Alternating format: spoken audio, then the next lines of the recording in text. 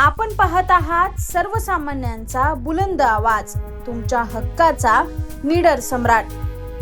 संपादक दीपक आढाव.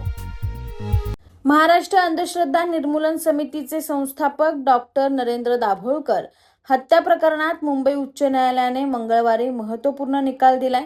न्यायालयाने डॉक्टर दाभोळकरांच्या हत्या प्रकरणातील मुख्य आरोपी सचिन अंदुरे याला जामीन मंजूर केलाय. तसेच सचिन अंदुरे याच्या जन्मठेपेच्या शिक्षेलाही स्थगिती दिली आहे.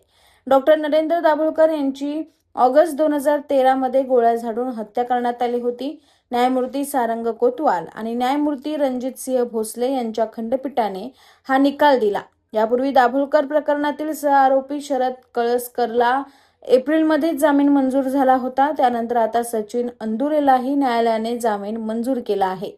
ऑगस्ट 2013 मध्ये दाभोळकर यांची गोळ्या झाडून हत्या करण्यात आली होती. हा न्यायालयाचा निर्णय आहे. त्याबाबत सविस्तर माहिती घेऊन आम्ही सर्वोच्च न्यायालयात अपील करू. यापूर्वी शरद कळसकर याला खालच्या कोर्टात शिक्षा झाली होती, मात्र त्याला उच्च न्यायालयाने जामीन दिला होता. आम्ही त्याविरोधात सर्वोच्च न्यायालयात गेलो होतो, अशी प्रतिक्रिया डॉक्टर नरेंद्र दाभोळकर यांचे चिरंजीव डॉक्टर हमीद दाभोळकर यांनी केले.